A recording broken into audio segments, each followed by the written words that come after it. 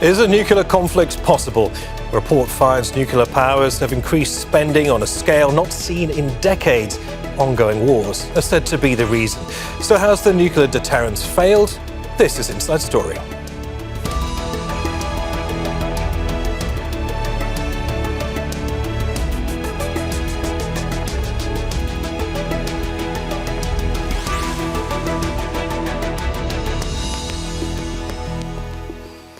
Hello and welcome to the programme. I'm Neave Barker. A report by the International Campaign to Abolish Nuclear Weapons shows spending on atomic arms has ballooned. Nearly $100 billion has been spent by the world's 9 nuclear-armed nations in a single year. Nuclear warhead stockpiles have reduced since the peak of the Cold War. But new soaring expenditure begs the questions. Why are these countries willing to spend such incredible sums of money on atomic weapons? And are they making the world any safer? And are Russia's threats to possibly use nuclear weapons in Ukraine just posturing?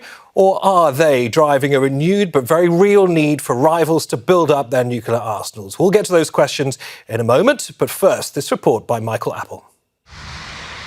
Nuclear weapons. Mankind's most destructive invention ever conceived and then mass-produced. Since the Cold War, competing superpowers have subscribed to a nuclear doctrine that stockpiling these weapons provides protection through each side being deterred from using them to avoid the risk of mutually assured destruction. A new report from the International Campaign to Abolish Nuclear Weapons, or ICAN, shows that there are 9 nuclear-armed states in the world. Combined, they spent more than $90 billion on their nuclear arsenals last year. The US is by far the frontrunner, spending more than $50 billion. It's followed by China at nearly $12 billion and Russia with a little over $8 billion. The United Nations Secretary General says the world has been extraordinarily lucky so far not to have seen global geopolitical tensions erupt into catastrophe. Today, humanity is just one misunderstanding, one miscalculation away from nuclear annihilation. The world's nuclear-armed nations last year spent a staggering $2,898 per second, or $250 million a day, on both maintaining their existing arsenals and expanding them. ICAN argues this money can and must be better spent. The UN's World Food Programme says global hunger can be eradicated if these countries spend $40 billion per year on assistance until 2030. 1 year of nuclear weapons funding could also help cover nearly 30% of what's needed to mitigate and adapt to climate change. With conflicts intensifying, the world appears increasingly unstable, upping the risk of tactical or so-called battlefield nuclear weapons being used. A report by the Stockholm International Peace Research Institute says Russia has 5,500 warheads. If we look at Putin's activities, literally since the first day of the invasion of Ukraine, he has been making nuclear threats. He has been talking about the importance of Russia's nuclear arsenal. It's nearly 7 years since 122 nations of the world voted in favor of the Treaty on the Prohibition of Nuclear Weapons. Celebrations at the time. But the world is no closer to eliminating nuclear weapons. And the figures show the opposite is happening, and the nuclear arms business is booming. Michael Apple, Al Jazeera, for Inside Story. All right, let's bring in our guest in Vienna, Nikolai Sokov, who is a senior fellow at the Vienna Center for Disarmament and Non-Proliferation and took part in many arms control negotiations. Gary Samore joins us from Boston. He's a politics professor at Brandeis University and a former senior official in the US National Security Council, responsible for non-proliferation of weapons of mass destruction. And in Brussels, Victor Gao, who is the vice president of the Center for China and Globalisation, a leading Chinese think tank. He's also a former diplomat. Welcome to all three of you. Gary, I wonder if I can start by asking you this. According to this latest report, all of the 9 world's top nuclear-armed nations are apparently spending more on nuclear arms. Why is that happening? Well, I agree with the report. all of the countries that have nuclear weapons believe they are essential, vital for their national security. So those countries that have nuclear weapons are spending money in order to maintain and modernize and in some cases expand their nuclear forces. And I would expect that trend to continue for the foreseeable future. Nikolai, is this a trend that you see happening? More or less, yes. I would say that very few countries actually now increase the number of nuclear weapons, but everyone is modernizing, especially the delivery means like missiles, submarines, and bombers. And I think more countries might actually join the trend toward increasing the numbers as well, but that's going to be in the future. Nikolai, staying with you for a second, because one argument is that all of this is primarily because the US has decided to spend much more on its military defence budget off the back of the war in Ukraine, turbulence in the Middle East and concerns about China's ambitions in the region. Is the US budget to blame for this turbocharging of this nuclear race around the world? I would say that there are two main reasons why the United States is spending more. Reason one is that, generally speaking, it's more expensive in the United States. Yes, it's just the nature of the economic and political system. So generally, the United States spends more money to do the same things that other countries can do cheaper. So that's number one. Number two, the nuclear arsenal including an especially strategic arsenal, but not just strategic, that the United States now has is a legacy arsenal that's mostly inherited from the Cold War days. It's just getting very old, so almost all systems actually do need replacement. And that's really the main reason for spending more money. The United States is now just beginning actually the cycle of wholesale replacement, and yes, that's why it's spending more. Victor, but the US, Russia, for example, started the same cycle like 20 years ago. Okay, so let's go to Victor, because Victor, according to Nikolai there, the US has only just started. China, we know, is judged to be the second largest spender when it comes to its nuclear arsenal, with a budget of $11.9 billion. That is well below the $51 billion spent by the United States. However, it is enough to cause concern, Victor, in the region. Why does China want more nuclear weapons? First of all, I think mankind is at a very critical crosspoint, meaning either war or peace. And there are countries which are agitating for more war or expansion into other regions, or try to subjugate other countries to its dominance. Now, as far as China is concerned, China's military expenditure as a whole is only a fraction of that of the United States. And China never declared how many nuclear warheads it has. It makes it very clear China will have enough nuclear warheads to get even with whichever country which dares to launch a nuclear attack against China. That means China's nuclear weapons is purely for defensive purposes. China will never use nuclear weapons against the non-nuclear weapon states, and China will never use nuclear weapons against groups of countries which do not use nuclear weapons. I hope other countries, the United States and otherwise, will do the same as China, declaring that they will not be the first to use nuclear weapon, because nuclear weapons cannot be used. Once you use one nuclear bomb, it will never stop. It will continue until mankind will be wiped out. So this is the critical moment we are. Let's focus on the things that really matter. That is, whatever that happens to the nuclear arsenals, mankind as a whole need to come up with a commitment that no country should be allowed to use nuclear weapons to start with. We'll talk about hopes of a commitment to making sure that happens, Victor, a little bit later on. But turning back to you, Gary, we've heard a lot, particularly in Russia, invoking its nuclear arsenal as a means of warning Western states not to intervene in the conflict in Ukraine, even conducting simulated exercises of the use of tactical nuclear weapons on the border. Of all the zones in the world where there's likely to be a possible nuclear incident, it appears that it's likely to be in eastern Ukraine.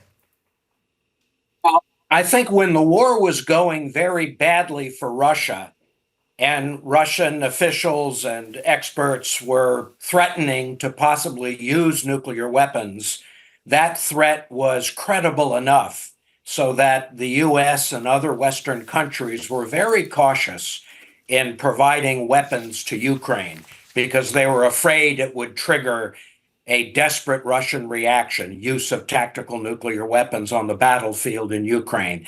I think since the war has settled into a stalemate, or even a slight advantage for Russia, those nuclear threats are less credible. And the Western countries have gradually, cautiously provided Ukraine with longer range weapons, more capable weapons, and permission to use them on Russian territory. So for now, I think the threat of nuclear use in the Ukraine war is relatively low. But I do agree that if the war continues, as it looks like it will for years, and if the war begins to turn against Russia, if the Ukrainians begin to succeed on the battlefield, I think there's a greater risk that Russia will feel it has to resort to nuclear use in order to avoid losing the war. Nikolai, at the time of recording, Vladimir Putin is visiting North Korea. He's in Pyongyang. What does the increased spending on nuclear weapons mean for countries with fledgling nuclear programs like North Korea?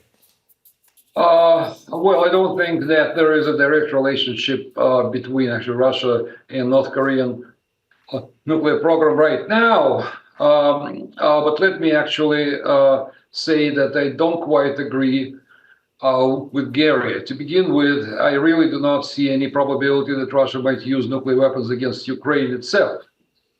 But I think it's quite possible that Western assistance to Ukraine might actually reach the level that's turning the tide sort of on the front lines. Yes, in that case, actually, Russia might try to escalate against NATO. Not against Ukraine. We also need to understand that nuclear weapons are a political weapon, first and foremost. So the idea here is not to use nuclear weapons, but to threaten them quite credibly so that the other side changes policy. So I would say that's something that Russia might actually try. I think the probability is actually still quite high, and in fact actually rising as NATO gets more involved in Ukraine. But once again, I don't really see any threat or any use of nuclear weapons against Ukraine, but I do see a possible threat, also in the worst case, even use against Europe. Just because when you get into an escalation dynamic, it's very easy to lose control. Victor, what Nikolai has just clearly pointed out is that maybe there may not be the real desire to actually use these weapons on the battlefield, but nevertheless, their presence in arsenals around the world is still being used as a degree of political leverage. Of course, during the Cold War, there was that principle of mutually assured destruction, MAD, appropriately named MAD, whereby in the event of a nuclear war, both the attacker and the defender would be simultaneously annihilated. Do you think that principle of deterrence still exists today, Victor? First of all, from the very beginning of the Russian-Ukrainian war, Russia has declared to the world that on the one hand, it is using conventional weapons for the battle in Ukraine, but on the other hand, it is holding very high in its possession nuclear weapons. I personally don't think Russia wants to use nuclear weapons in the theater of Ukraine. Russia wants to threaten to use nuclear weapons only against those countries, especially NATO member states, which may take actions more and more encroaching on Russia's sovereignty and territorial integrity to such an extent that Russia will feel compelled to use nuclear weapons against them. This is exactly why Russia, in more recent time, sailed their naval forces, including a nuclear submarine, to Cuba, and within very short distance from the Florida coast, the Russian fleet engaged in firing exercise very close to the United States, about 40 miles from the Floridan coast. This means that Russia is serious about using nuclear weapons to deter the United States and NATO member states, so that they know that there is a line that they should not cross over in the war in Ukraine. For example, if NATO member states allow the Ukrainian military forces to scramble off their F-16 fighter planes from their airport in their NATO member states, then Russia most likely will use nuclear weapons, technical or strategic, against them. And this will really lead to a very dangerous situation of complete loss of the situation, because as we just now discussed, no use of nuclear weapon should happen, because once you fire a nuclear weapon, a bomb, for example, then people keep firing nuclear bombs against each other. And even if people are not killed instantly by the nuclear explosion, the resulting nuclear winter will wipe us out. That's why I appeal on Russia as well as Ukraine to enter into serious discussions about ceasefire. And I also call on all NATO members no longer to pour more fuel onto the fire in the war in Ukraine, because you never know what will it lead to. And it may really lead to escalation and complete loss of the situation. And lo and behold, there will be a nuclear explosion. Victor, the shadow of the spectre of what happened in Nagasaki and Hiroshima obviously casts a long shadow over today's world as well. But nevertheless, China, along with the US, along with the UK, France, many others, are spending vast sums of money on their nuclear arsenals. Gary, I wonder if I can turn the discussion on its head slightly and ask this, because one argument put forward by so-called nuclear weapons optimists is precisely that they avert direct conflicts between major powers. Should we, Gary, to some degree, welcome them? I think it's certainly true that in the period after the Second World War, the presence of nuclear weapons, especially in the standoff between the United States and the Soviet Union, the presence of nuclear weapons certainly imposed caution and constraint on the leaders of both countries, because they recognized that the use of nuclear weapons would lead to mutual annihilation, as you said, mutually assured destruction. So from that standpoint, nuclear weapons did have a stabilizing impact. At the same time, as the other guests have said, if that deterrence fails because of miscalculation or escalation from a conventional conflict, the consequences would be catastrophic, not only for the countries involved, but for all of humanity. So I think there's still a strong argument for trying to prevent the spread of nuclear weapons beyond the 9 countries that already possess nuclear weapons and which are not going to give them up. So I think both are true. Nuclear weapons has tended to create stabilization, not only between the US and Russia, US and China, also India and Pakistan.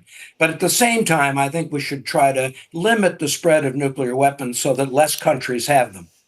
Nikolai, turning to you, there is, just adding from what we've just heard from Gary there, an interesting effect of countries investing heavily in their nuclear arsenals. It's called the stability-instability paradox, that while the probability of direct conflict between nuclear powers reduces, it does increase the instances of minor or indirect conflict between countries.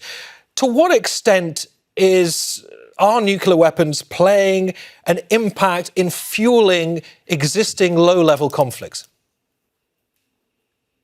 I would say the stability and stability paradox is true, first. And second, I would not say fuel, but it does create an opportunity for such a conflict, yes, and that's exactly what we're now seeing in Ukraine. So basically, Russia says that the nuclear weapon state cannot be fully kind of defeated. So even if the war in Ukraine does not go well for Russia, it does think that it can leverage nuclear weapons so that it can avoid complete defeat. At the hands not really just of Ukraine, but of the entire West and the United States. I would say that Russia will actually proceed a bit more cautiously, in the sense that escalation will start at conventional kind of level with conventional strikes at NATO. But as I said, escalation